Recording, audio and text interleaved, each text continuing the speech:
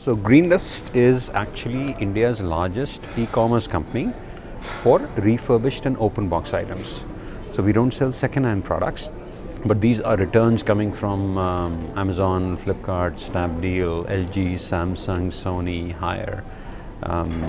We repair and refurbish it, and then we use mobile commerce and e-commerce to sell it to customers who are looking for branded products which are 30, 40, 50% cheaper.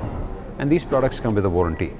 So we have become India's largest profitable e-commerce company when it comes to refurbished and open box items. So we are pan-India. Okay. All across India. When it comes to e-commerce, we can deliver anywhere. And Tier 2, Tier 3. Tier 2, Tier 3, Tier 4. That's where our biggest market is actually. Okay. So we just did a flash sale of Xiaomi mobile phones, and I would say 70% of my customers who pre-booked the mobile phone were from Tier 2, 3 and 4 cities.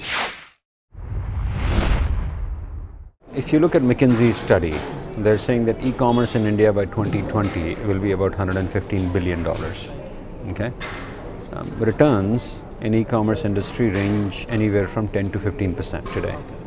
If you do the mathematics, that's about $17 billion worth of products that will be returned every year.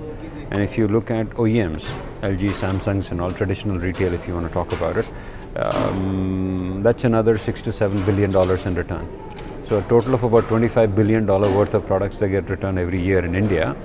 And we are the market leaders with a huge head start, but we are still scratching the surface. India, when it comes to e-tail or e-retail, is growing much more as compared to traditional retail, because traditional retail requires very expensive real estate.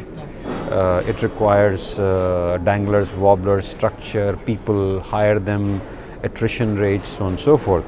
So the growth of traditional retail will always be less than that of e-retail. Okay. Having said that, one of the things that e-retail needs to break is, how do you sell larger appliances online?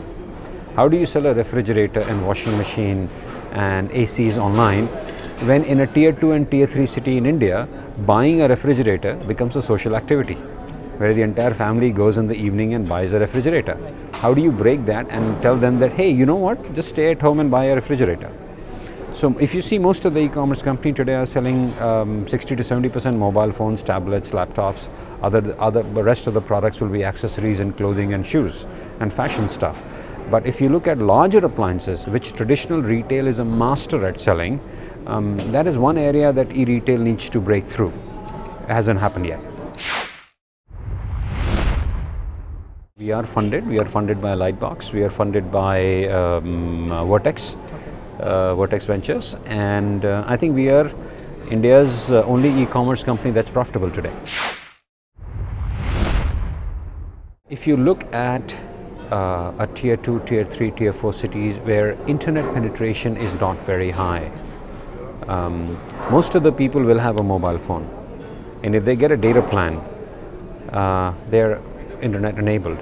So if you even look at the population of India, if you look at Tier 1 cities, it's a very small fraction of Indian population is in Tier 1 cities. Majority of the people are in Tier 2, 3, 4 and further down.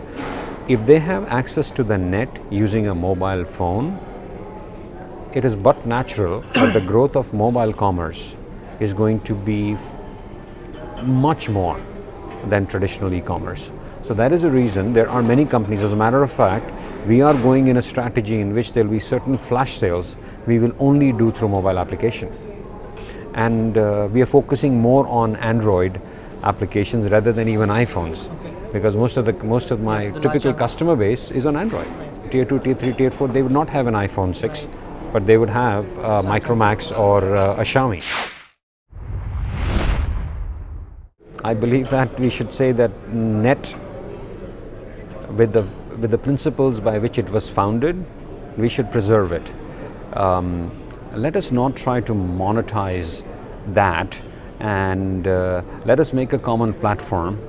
Let us make it at everybody's birthright to have access to the net free. Just like freedom of speech, we should have freedom of net.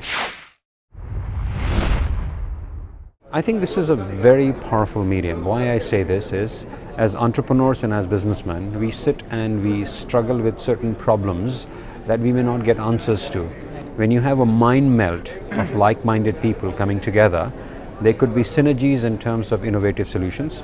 There could be synergies in terms of finding answers to some vexing problems that we already have. If you have 10 people sitting in a room and say, I've got this problem, I don't know what to do about it. Somebody will have a very innovative and creative solution. So it is always great to look at this medium and say, let's do a mind melt and come up with amazing innovative solutions. And that's where I believe conclaves like this shine. So great job on this one.